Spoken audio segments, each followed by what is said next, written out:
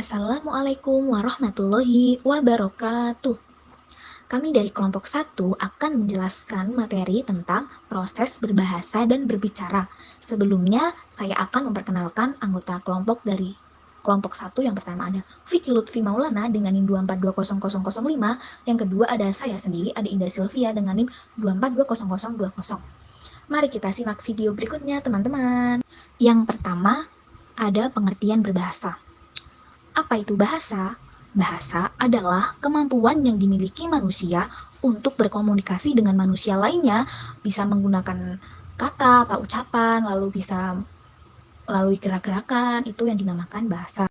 Menurut Depdikbud, bahasa adalah ucapan, pikiran, dan perasaan manusia secara teratur yang mempergunakan bunyi dan gerak tubuh sebagai alatnya. Menurut Harlock, bahasa mencakup setiap bentuk komunikasi yang ditimbulkan oleh pikiran dan perasaan untuk menyampaikan makna kepada orang lain. Menurut Abdul Khair, bahasa adalah proses yang berlangsung di dalam otak seorang anak ketika ia memperoleh bahasa pertamanya atau dari bahasa orang terdekatnya.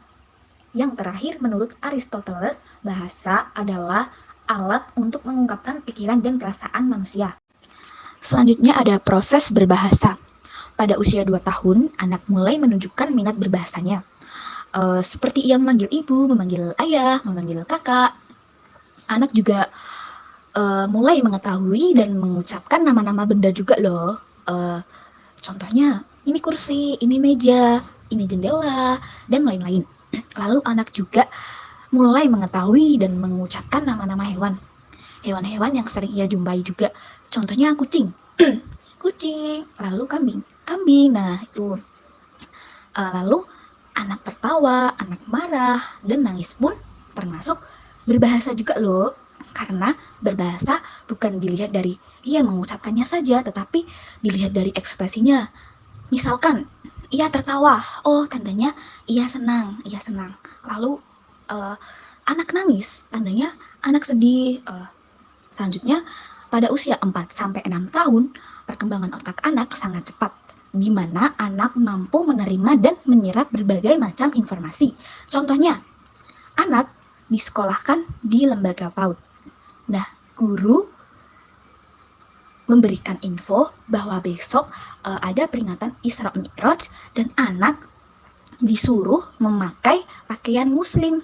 Lalu anak juga disuruh untuk membawa jajan 30 atau 30 jajan. Nah, ketika anak mendengarkan info tersebut, anak menangkap info tersebut.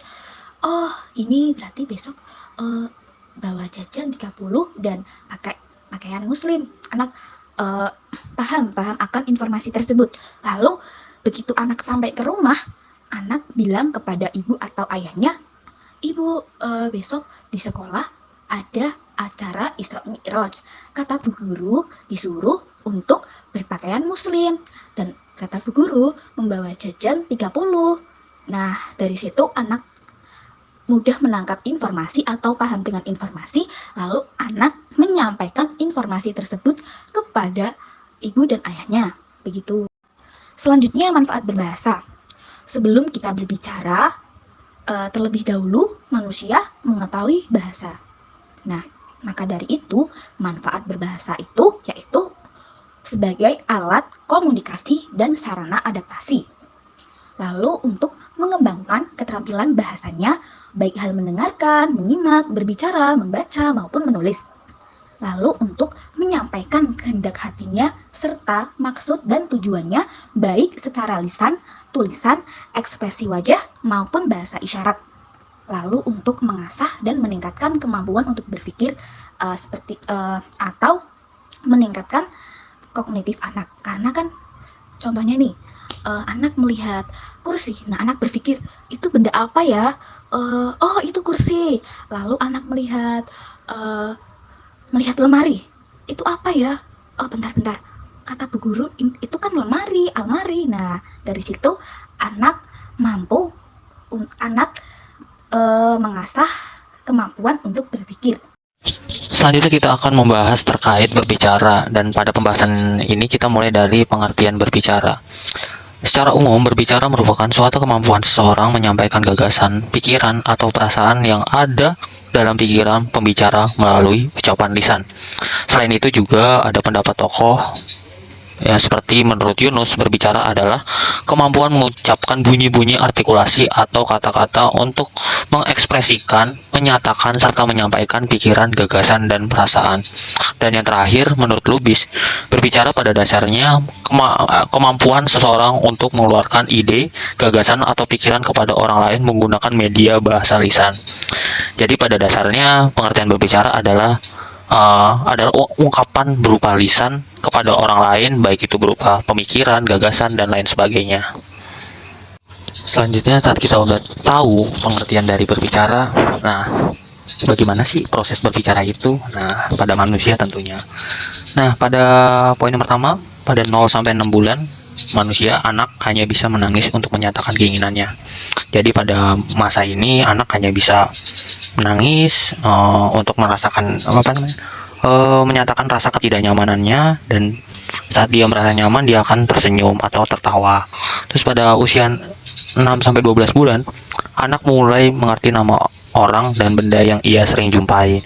Maksudnya ini apa? Kalau pada usia ini anak sudah mulai pelan-pelan untuk bisa berbicara, seperti mengucapkan ibu atau ayah atau mama, papa, dengan walaupun dengan artikulasi yang masih terbata-bata, tapi sudah mulai mencoba untuk berbicara, mengucapkan secara lisan. Selanjutnya, pada usia 12 sampai 18 bulan, anak dapat mengangguk dan menggelengkan kepala pada saat ditawarkan sesuatu. Misalnya saat orang tua, baik itu ibunya atau ayahnya, memberikan makanan, si anak kadang ada yang menggelengkan kepala karena rasa tidak maunya, dan kadang ada anak yang menganggukkan kepalanya dengan respon seperti itu karena ia menginginkan hal tersebut. Terus pada usia 18 sampai 24 bulan, anak mampu berbicara satu kalimat sederhana. Ya walaupun pada masa ini anak hanya mengucapkan dengan artikulasi yang terbatas, tapi pelan-pelan sudah bisa mengucapkan satu kalimat seperti mau makan atau mau minum secara langsung berdasarkan keinginannya atau kebutuhannya pada diri manusia pada usia tersebut. Dan begitupun selanjutnya pasti berproses dan bisa untuk mengucapkan berbicara secara baik dan benar. Oke, selanjutnya kita akan membahas tentang manfaat berbicara itu apa sih gitu. Jadi kita mulai dari yang pertama, poin yang pertama, dapat menyampaikan ide dan gagasan. Dengan berbicara kita dapat menyalurkan keinginan kita, baik ide itu gagasan secara langsung kepada orang lain, baik itu secara individu atau kepada kelompok yang banyak atau massa yang cukup banyak. Nah, seperti itu. Dan yang kedua, dapat mempermudah komunikasi dan interaksi antar sesama manusia. Ya, dengan berbicara tentunya kita bisa, dasarnya ya kayak kita lah, maksudnya kayak kita ngobrol, kita bertukar pikiran, baik itu kepada teman, orang tua. Tentunya kan itu kan lebih mudah dengan berbicara. Seperti itu. Terus kan tiga, membantu memecahkan masalah. Kan manusia kan pada hakikatnya juga tidak pernah terlepas dari permasalahannya. Pasti kan kita butuh orang lain untuk membantu kita, dan orang lain ya karena kita kan makhluk sosial, dan caranya adalah ya orang lain tersebut kayak memberi bantuan, kita kan harus meminta, yaitu meminta kan dengan berbicara. Kalau kita tidak berbicara, orang lain mana tahu kalau kita punya permasalahan seperti itu. Dan begitu pun sebaliknya, misal orang lain punya permasalahan, kita melihat oh ada kejadian mereka butuh bantuan, ya kita merespon, ya kita pasti berbicara, bertanya adakah yang perlu kita bantu. Nah seperti itu. Dan selanjutnya dapat mempermudah menyampaikan dan mendapatkan informasi. Ya seperti itu. Sebenarnya ini lawan balik dari menyampaikan ide dan gagasannya. Kalau ini kan feedbacknya, soalnya orang kan berbicara kan menyampaikan ide, gagasan, atau informasi gitu. Nah kita sebagai pendengar pun jadi tahu, oh hari ini ada kejadian ini, oh ternyata kampus ada masalah ini, jadi kita tahu, terus kita harus apa dan bagaimana. Dan ini juga tentunya bermanfaat sangat baik jika kita dapat menangkap informasi dengan mudah karena orang berbicara dengan baik. Terus juga dapat meningkatkan kemampuan berpikir. Maksudnya ini apa? Tentunya orang yang berbicara dengan baik, orang yang berbicara dengan santun, tentu dia punya pemikiran yang baik pula. Karena kan tidak mungkin orang berbicara seenaknya saja tanpa berpikir dengan baik, kecuali emang dalam artian dia hanya orang yang asal bicara saja tanpa berpikir. Tapi kan harusnya tentunya kan orang yang punya intelektual yang baik tentunya punya bicara dengan tutur bahasa dan etika yang baik pula. Seperti itu. Dalam Al-Quran, adakah sih yang membahas tentang berbahasa dan berbicara? Jawabannya tentunya ada, banyak sekali di Al-Quran. Tetapi yang kita paparkan atau yang kita tampilkan cukup dua saja. Yang pertama ada Quran Surat Fusilat ayat 33 yang berbunyi, "Waman ahsanu qawlam mamman da'a ilallahi wa amila sholihan wa qala innani minal muslimin." Yang artinya, dan siapakah yang lebih baik perkataannya daripada orang yang menyeru kepada Allah dan mengerjakan kebajikan dan berkata, "Sungguh, aku termasuk orang-orang muslim," atau yang berserah diri. Yang kedua ada surat Al-Baqarah ayat 31 yang berbunyi, "Wa'allama Adamal asma'a kullaha thumma 'aradahum 'alal malaikati faqala anbi'uni bi asma'i haula'i in kuntum shadiqin."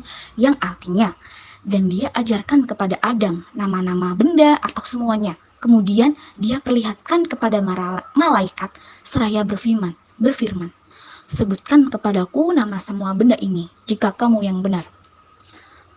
Jadi pada hakikatnya dan kesimpulannya bahwa Allah memerintahkan manusia untuk berbahasa, berkata, berbicara dengan ucapan yang baik terhadap sesama ataupun makhluk siapapun yang ada di muka bumi ini.